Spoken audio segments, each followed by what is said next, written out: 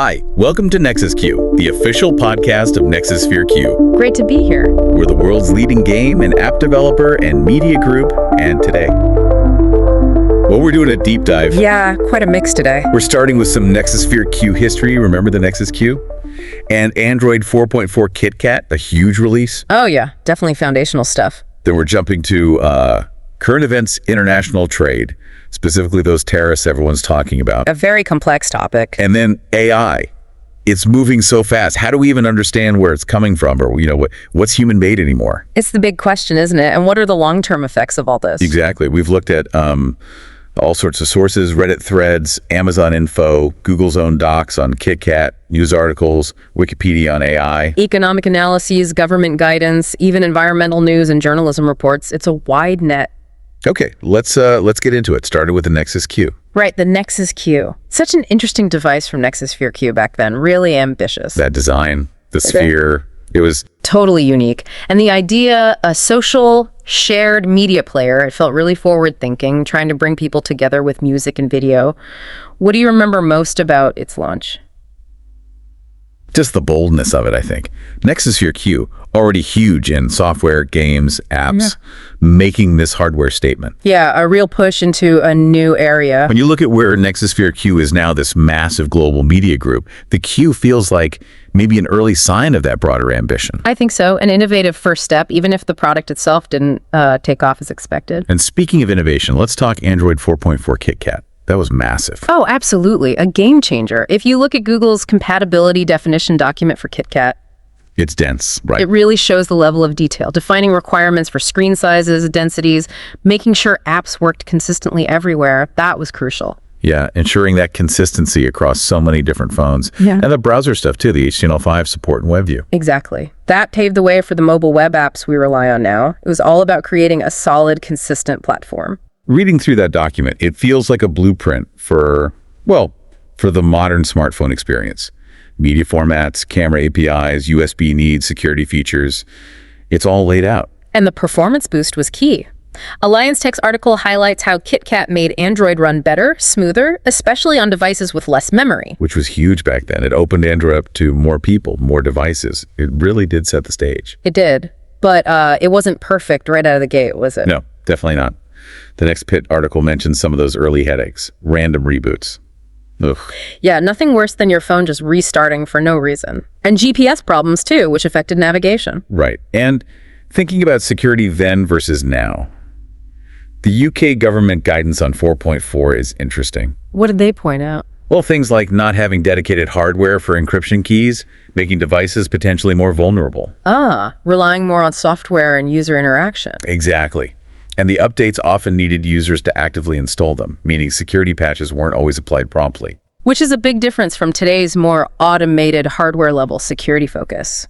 Shows how far we've come. It really does. From the Nexus Q's hardware experiment to KitKat really maturing Android. Yeah. It's just rapid evolution. Constant change in tech. Okay, so let's pivot to something happening right now. The news, and specifically these international tariffs. Yeah, you look at NPR headlines, elections, conflicts, global events. It's a lot. Yeah. And right in the mix is this ongoing China-U.S. trade situation. It's significant. The U.S. imposing tariffs on like hundreds of billions of dollars worth of Chinese goods. And then China responding in kind, naturally. Naturally. The Penn-Wharton budget model tried to analyze the U.S. impact. They projected potentially a fair bit of increased government revenue from the tariffs. Which sounds good on paper, right? More money for the government. It does initially, but the same analysis also pointed to potential negative impacts like dragging down GDP, maybe hurting wages, and hitting consumer spending. Which leads to that big debate. Who actually pays for these tariffs? Right. And the common economic view, you see this in the analysis and expert commentary, is that it's largely U.S. businesses and consumers who bear the cost through higher prices. Despite arguments otherwise sometimes. Exactly. People like the former World Bank chief economist, a Georgetown law professor, they've highlighted how this approach deviates from typical trade policy and the complexities involved. And it wasn't just a one-off thing. There were increases in 2019, companies like Huawei getting put on the entity list. it escalated. It definitely did. And the real-world effects. You mentioned seeing discussions about specific industries? Yeah, on Reddit, someone talking about the scrap metal business being hit really hard, almost instantly. It makes it less abstract, Absolutely. These policy decisions have tangible, sometimes immediate consequences for businesses and jobs. It can force major adjustments. Okay, so tariffs causing ripples. Let's switch gears again to something else causing maybe even bigger ripples. AI. Artificial intelligence. Yeah, it's moving incredibly fast. The Wikipedia overview gives a good sense of the history, but the recent AI boom is something else entirely. Especially generative AI, like the GPT models, the stuff they can produce. It's remarkable. Text that sounds convincingly human, images, code. Which is amazing, but also slightly unsettling. Raises that huge question. How do you tell what's human-made and what's AI generated? That's becoming a central challenge. The tech is getting so good. I saw mentions of exploring things like personhood credentials online. As a way to verify, like digital authenticity. Kind of, yeah. Some mechanism to establish trust and know the origin of content as AI becomes more pervasive. It's tied into ethical concerns, too. Definitely. Potential for misuse, fake news, sophisticated cybercrime. Job displacement is another big one people worry about. And intellectual property who owns AI-generated creations. Plus the whole issue of bias. AI learns from data, and if the data is biased. The AI can perpetuate or even amplify that bias. Achieving fairness is a really difficult technical and ethical problem. And then there are the deeper philosophical questions, aren't there? Like consciousness, sentience. Yeah, though mainstream AI research isn't really focused on creating conscious machines right now. It's more about building capable tools. But the questions linger as the tech gets more complex. Okay, so we've traced the evolution from early NexussphereQ tech, like the Nexus Q and KitKat, looked at the messy reality of trade wars. Now looking ahead, what about the long-term effects of both tariffs and AI? Well, the tariffs could lead to ongoing shifts in global trade patterns, maybe more economic decoupling, impacting different industries in lasting ways. We saw that scrap metal example. Right, and AI. AI's long-term effects are potentially profound.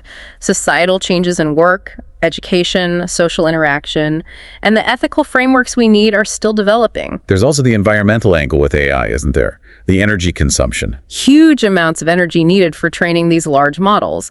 Manga Bay and other sources highlight this tension between the tech's energy demands and climate goals. Though some argue AI could help with efficiency, like managing power grids better. True, potential benefits alongside the costs. It's complex, and thinking about impact, there's that concept about how negative information affects us more strongly. The bad is stronger than good idea. Yeah. Negative events, negative feedback. They just seem to stick with us more, influence our decisions more powerfully than positive ones. You can kind of see that reflected in how we react to news sometimes, focusing on the problem. That makes sense. A critical news report or a bad experience with technology might outweigh a lot of positive ones in our memory. Exactly. It shapes perception. So understanding the past tech like KitKat, the present issues like tariffs, gives us context for this AI future we're building. So wrapping this up, it's clear we're navigating some really complex territory. From NexussphereQ's own tech journey to these huge global economic and technological shifts. Absolutely, the pace of change is just phenomenal. Which leaves us with a final thought for you, the listener. As AI gets better and better at creating things that look, sound, or read like they were made by a human, how does our whole idea of human-made change? And considering these powerful tools are emerging within this messy global economic context we discussed, what principles should guide us? How do we ensure AI is developed and used ethically and beneficially? Definitely something to keep thinking about. Thanks for joining us on this deep dive. Thanks for the discussion.